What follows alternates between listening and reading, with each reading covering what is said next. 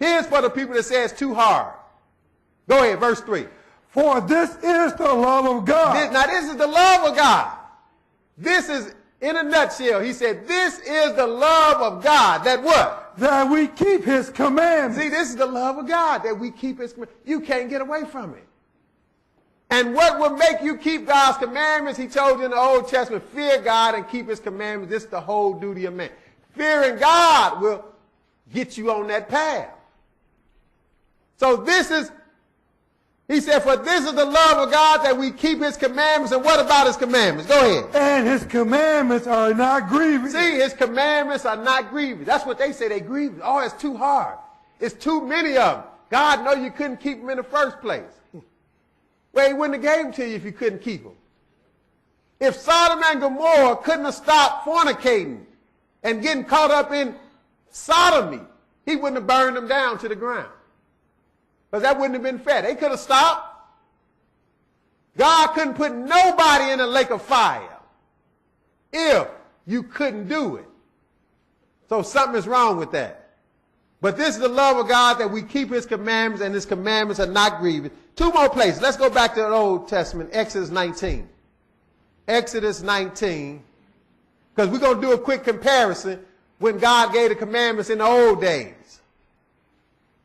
And show you that even the way he approached it, he showed the people they need to fear God. You're dealing with the Almighty God. That's somebody to fear. Like Psalm 89 said, he is to be had in reverence of all them that are about him. He's to be had in reverence.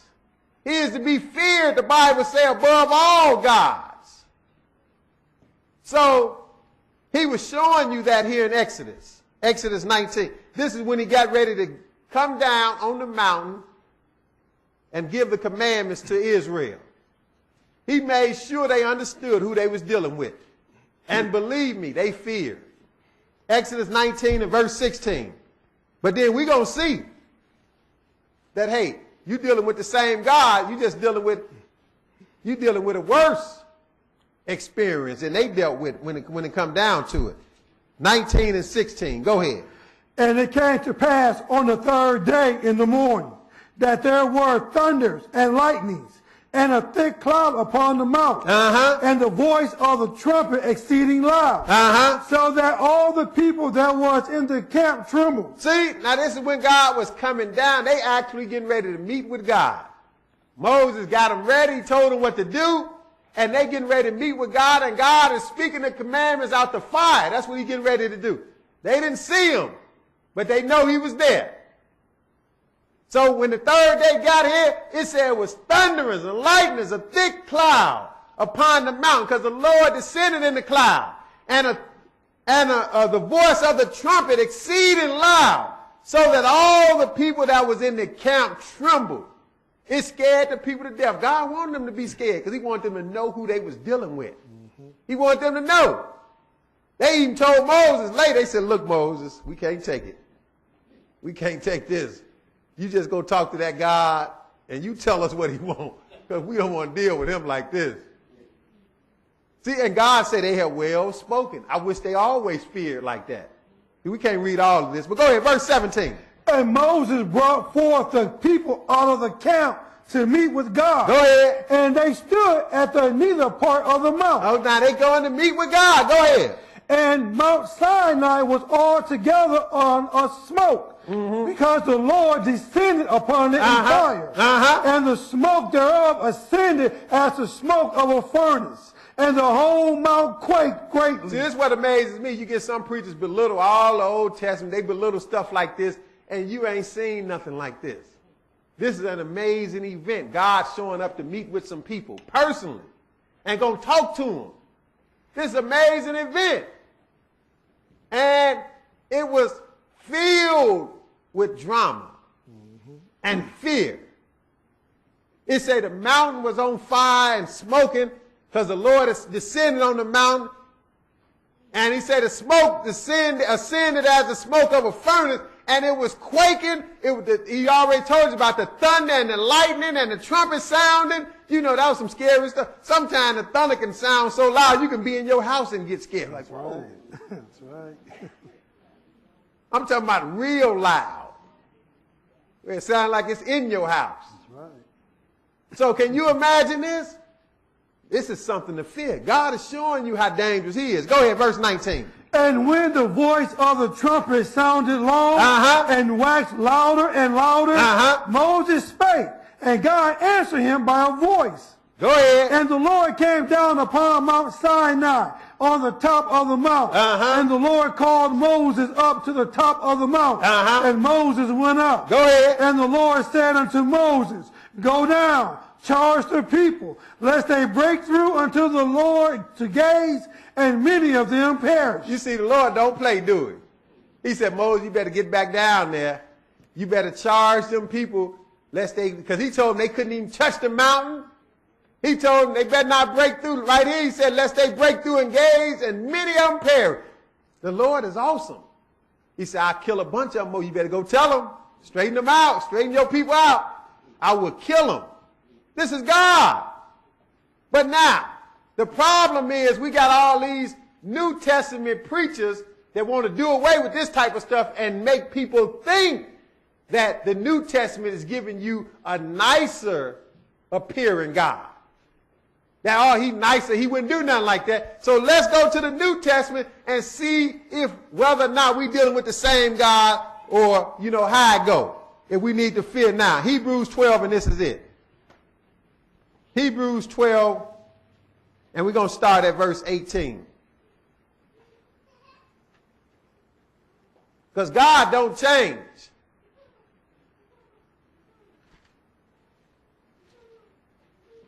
So if you needed to fear God in Exodus and Genesis, you need to fear him in Revelation. And he's telling you that all over. Hebrews 12, and we're going to pick it up at verse 18, and this will be it. Hebrews 12 and 18. Okay, go ahead. For ye are not come unto the mount that might be touched, and that burn with fire, nor unto blackness and darkness and tempest. Okay, so now, the writer here is telling us we are not come unto that mountain we just was reading about, where the people was trembling, scared to death, with the thunder and the trumpet was sounding. The smoke was everywhere.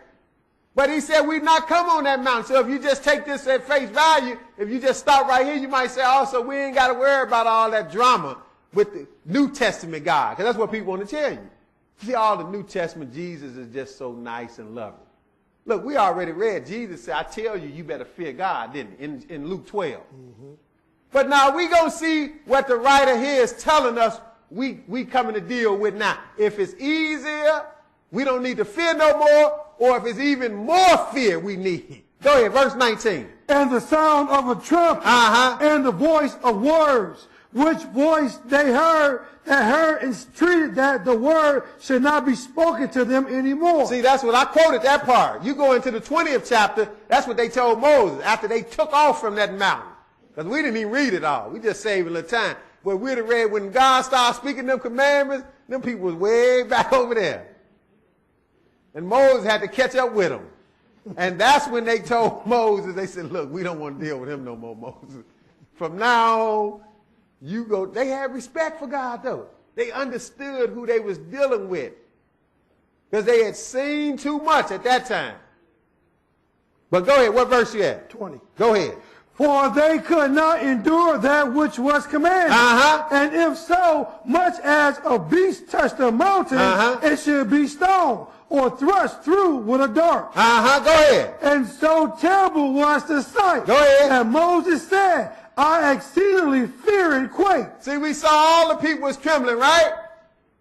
So that's what he's talking about. He said it was a terrible sight that Moses said, I exceedingly fear and quake. So that was some fear back then, right? But let's see what we got to look forward to now. We ain't back there, right? Go ahead, 22. But ye are come unto Mount Zion. Okay, so now he said we come somewhere else because they was at Mount Sinai. That's what people want. They want to show the difference, but they want to make it like we ain't got to fear now, like they had to fear. He said, but ye are come unto Mount Zion. Let's see who we dealing with. I mean, God don't change, so we know we dealing with the same God. But let's read it anyway. Ye are come unto Mount Zion. Go ahead. And unto the city of the living God, the heavenly Jerusalem, and to the innumerable company of angels. Innumerable company of angels. But go ahead. To the general assembly and church of the firstborn, which are written in heaven. See, that's where your name is written in heaven. You ain't got to go there, though, because he coming here. Heaven is coming here. Go ahead. And to God, the judge of all, and to the spirits of just men made perfect. Go ahead. And to Jesus, the mediator of the new covenant, and to the blood of the sprinkling that speaketh better things than that of Abel. Verse 25. Seeing that ye refuse not him that speaketh. Now, he warning you right here now. This is a warning. This is a New Testament warning for the New Testament Christian. He says, see that you refuse not him that speaketh. Why? For if they escape not who refuse him that spake on earth, go ahead, much more shall not we escape. Much more shall not we escape if what? If we turn away from him that speaketh from heaven. See, sound like a stronger warning, right? They had a warning back in the old days, but he said if they was going to get in trouble for refusing, much more if you refuse not, because he's speaking from heaven. That's when he came on earth and scared them to death back then. He's saying you got something more to fear, really. Go ahead, 26. Whose voice then shook the earth. Oh, it shook the earth back then. Let's see what we got to look forward to. No shaking, just a nice pat on the head. Let's see, go ahead. But now he hath promised, saying, yet once more I shake not the earth only, but also heaven. See, this is what we got to look forward to. So it sounds like it's worse, right? Sounds like it's fear doubled. Because he said, yeah, he shook the earth back then. But now he done promised, saying, yet once more I shake not the earth only, I'm going to shake heaven also. He said he's going to shake it all up. The Lord about to tear things up and people don't fear him.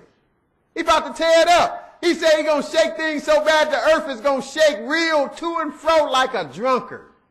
He's going to shake it up so bad. He's going to tear the sky up and he's going to come down in flame and fire, the Bible says. And you don't fear him? Go ahead.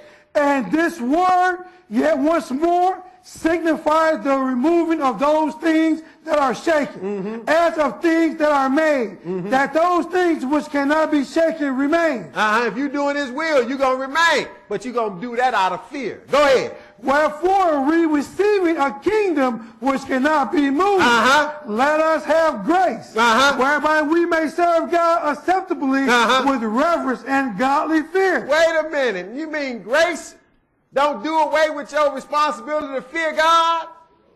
That's what people make like the New Testament and grace. We don't got to worry about nothing. Jesus did it all. We ain't got to fear. We ain't got to keep no commandments. We just love. He said, whereby we receiving a kingdom which cannot be moved, let us have grace. What kind of grace? Whereby we may serve God acceptably with reverence and what kind of fear? Godly fear. So he's still telling us to fear in the New Testament, right? And he already told you don't fear man. See, that's not godly fear. That's some other kind of fear. He ain't giving you the spirit of fear in that area. But when it comes to God, he said, let us serve God acceptably with reverence and godly fear. Last verse, verse 29. Why? For our God is a consuming fire. See, that's somebody to fear, isn't it? And he tell you coming back in flame and fire to destroy the wicked. For our God is a consuming fire. So I hope you got some understanding in Jesus' name.